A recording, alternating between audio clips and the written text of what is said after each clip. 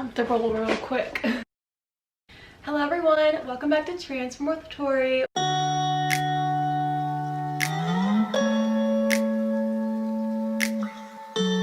I've been wanting to do a video like this for a long time now. Basically, I'm going to be talking about the 3 books that I read this summer that were personal development and helped me grow this summer. So if you want to find out which ones they were and what I learned from them, stick around. What I do when I read these types of books, I get a journal. I think I got it from Marshall. I'll get a notebook and I'll write down what I think I should remember from the book. If I find that I read something, this clicked inside my brain and I feel like it changed the way that I thought previously, then I'll write that down too. Let's start with the very first book. Y'all, there you go. It's About Time by Valorie Burton. This book, y'all, I read this book around March before the pandemic happened. Check off our to-do list and not really think much about what we're even doing or why we're even doing it. She said in this book that the options in front of us about how to spend our time are not equal. We envision that every single thing that we do has an equal value in a sense of how much they truly mean to us, but in reality they don't. She talks about the art of choosing the meaningful over the urgent. What is meaningful? Meaningful means significant, relevant, important, worthwhile. Worth your while, worth of your time. What is worthy of your time? So some people may find spending time with their family might be more meaningful than scrolling social media. What is meaningful for you today will be meaningful for you today, tomorrow, the next day, the next month, the next year, for a lifetime. That is what meaningful is. Urgent meaning, okay, there's a new Netflix show coming on at 9 p.m. and it's the season premiere. You're gonna feel so excited about it, but years from now, you're not even gonna care about that episode. It's not gonna have like a big impact on your life. There's something bigger in your life that's worth more. That's an urgent. That's not meaningful. There was a time chart before you even read the book. She's like, hold up, fill out this time chart. You estimate your time sleeping, eating, preparing for meals, browsing social media, worshiping, etc., etc. I'm looking at my time chart now.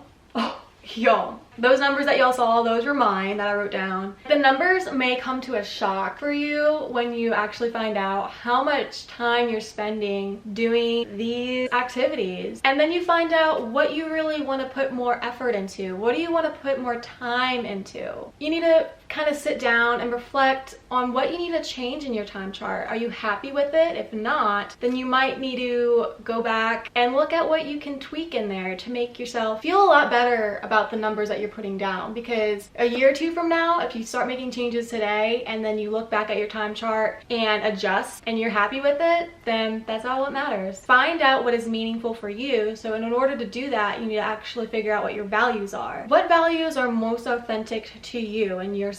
And then once you have those figured out, then it's going to be really easy figuring out what's more meaningful for you. So for me, I was spending a lot of time scrolling on social media, binge watching a lot of Netflix shows, and I find that after doing that, I felt not good at all. I knew that if I kept up this rate a year or 2 from now, things wouldn't change. Also, here's the thing. Once you figure out your time chart numbers, once you get weekly, then you multiply those numbers out by however many months there is, and then by however many years there is. And the numbers, like, they may seem really small and insignificant there at that point, but they grow exponentially. And that's what really shook my heart and kind of opened my eyes to this reality of like, what am I doing? Like, why do I keep choosing this way of life when I know it's not how I want to show up in the world? I want to show up and feel empowered every day. That's pretty much what I took from this book, and it changed how I really spend my time.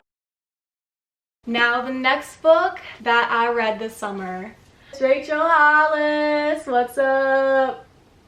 Rachel Hollis, girl, stop apologizing. It's a shame-free plan for embracing and achieving your goals. How she sets up this book, y'all. First, excuses to let go of. Behaviors to adopt is part 2. And then skills to acquire is part 3. A few of the excuses that really resonated with me is 1, I'm not good enough to succeed. And 2, it's been done before. I've had so many times where I felt I wasn't good enough to pursue that, or I wasn't smart enough. I didn't have the skills to even pursue that dream. I always felt that I just wasn't smart enough. I felt like I was dumb for a long time. That story ran through my head for the longest time, and finally, I don't know, but one day I was just like, I'm sick and tired of that story. I want to change it. I am smart enough. I'm about to graduate college. It's all about the stories that you tell yourself. How are you speaking to yourself every day? What goes on in that head, you know? Become aware of how your mind is responding to maybe even a dream. What's the first thing that pops up in your head? Is it something negative? Is it something positive? Do you feel driven to go and do it, but then once you get there, you're like, oh,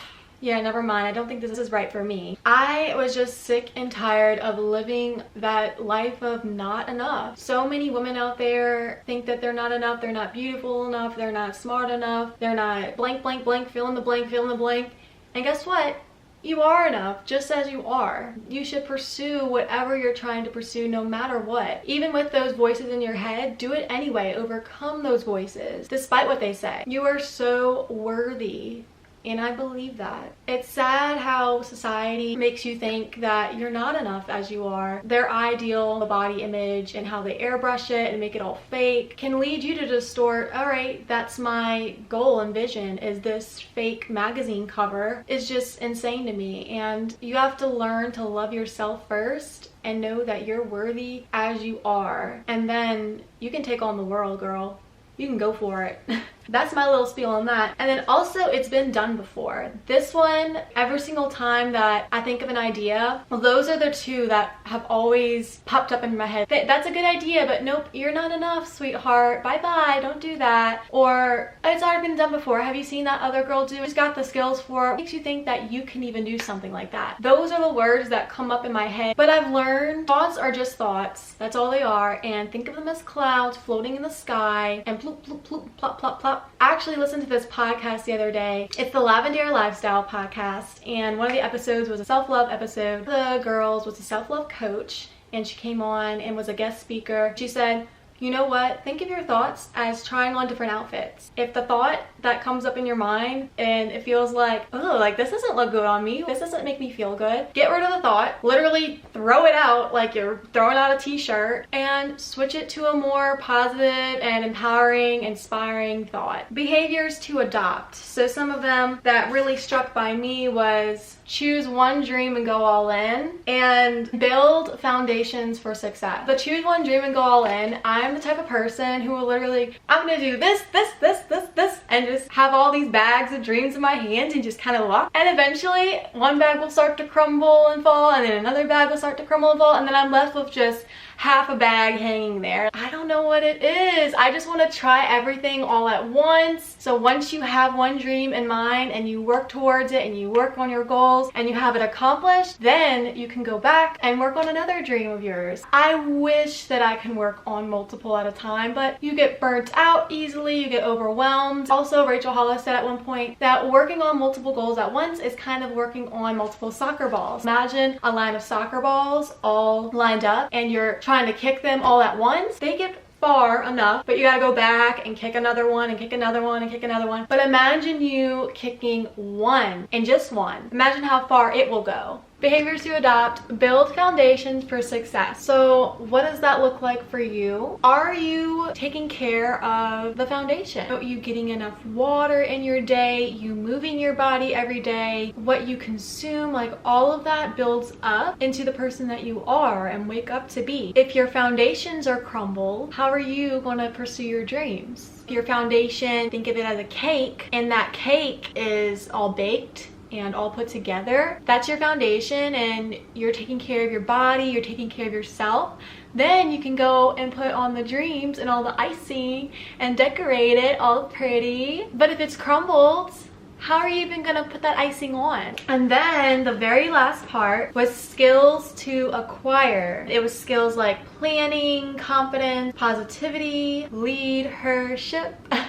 I thought that was really cute. Once you dropped all those excuses, found out what behaviors to adopt and the skills to adopt, then you are ready to go out and take on the world, girl. Every single time I read her books, I get so inspired after, and I put it down after I'm done. I'm like, all right, I'm ready. Let's do this. Ideas are spurring inside my head and I'm not afraid. I'm not afraid to go out and show the world what I've got. And I even created my blog right after finishing this book. So it goes to show that reading books like these can really blossom you in a way that makes you unafraid to show your beauty and to show your ideas and creativity. Highly recommend this book and also the Other Time book. But I'm going to look inside my little notepad for a second to make sure I didn't leave out any lessons that I learned. Oh, for the excuse that it's been done before. Everything has been done before. What I really loved was, instead of seeing other people's success or creativity as a good thing, as a sign that pursuing something more for your life has value, you decide that it's competition and you're not as good as she is. And that is what's called unhealthy game of comparison. This comparison needs to stop, y'all. It's destructive. You can't compare their end to your beginning. Choose to see other people's success as a way to inspire you and motivate you to just keep going and put yourself out there just like they have. They were once beginners too, y'all. It's crazy to think, but they were, I promise you. And it's crazy to think that my YouTube journey, like starting out, y'all, I didn't even know what the heck a thumbnail was. My speaking skills too, like it's insane. Everything has progressed. It's a continuous journey, and if you're willing to take on that journey and do it anyway, go out and step your foot into the water, because you're not going to progress like you want to if you don't try. Try in the first place, and you will be blown away by the amount of continuous growth that happened. I know that I'm not where I want to be today, but I'm willing to work for it every single day. Go pursue your goals. It fires me up because I know that it's in there. It's already inside you. That fire is already inside you. You just have to be willing to light the flame. Light that flame and shine, girl.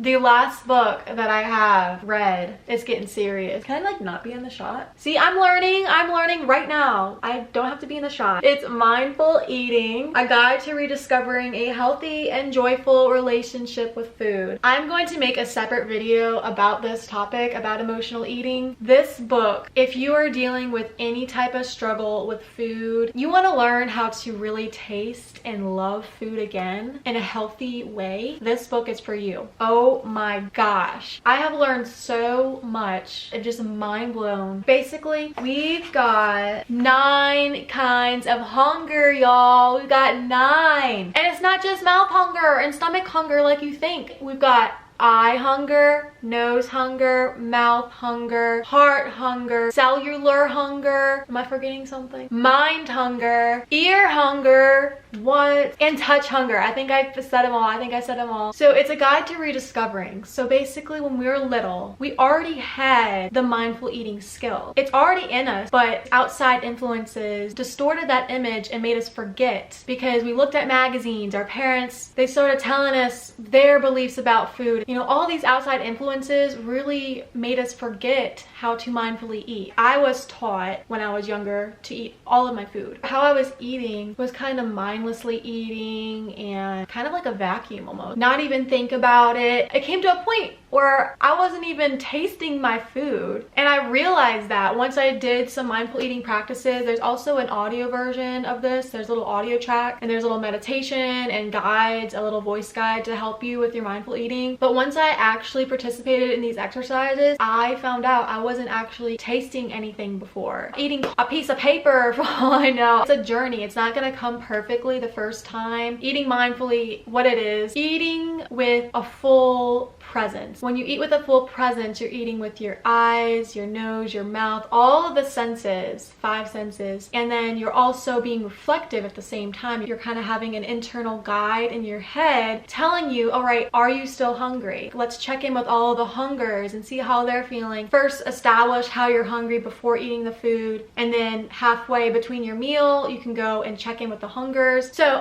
another thing, your mind has 2 distinct functions: awareness and thinking. Thinking being, you know, you're doing a mental math problem, you're watching TV, you're having a conversation, thinking about what to say next. Awareness is when your mind is fully in the present moment and you're taking in all of your senses. So that's what mindful eating is. But when you're eating while watching TV, your mind goes to thinking. Your mind can't be aware and think at the same time. And so what does it do? It turns to the TV where you're focusing on, and your food becomes cardboard and paper. It's really hard to do because if you established a habit of watching TV all the time and being on your phone while you eat, it's super hard. And not to mention, having a conversation with other people is super hard too. If you become really good at it, you can have food in your mouth and be aware of the food while also listening to somebody. It's possible, but it does take a lot of practice. I've come to really appreciate all of the tools that I've been given this summer, and I've learned so much. I've grown so much through reading these books, and I hope that y'all will do the same. And if you've read any of these books, comment below what you thought of them, because I'm a book nerd and I love hearing other people's perspective on things. But thank you so much for watching this video. I'll see y'all in the next one.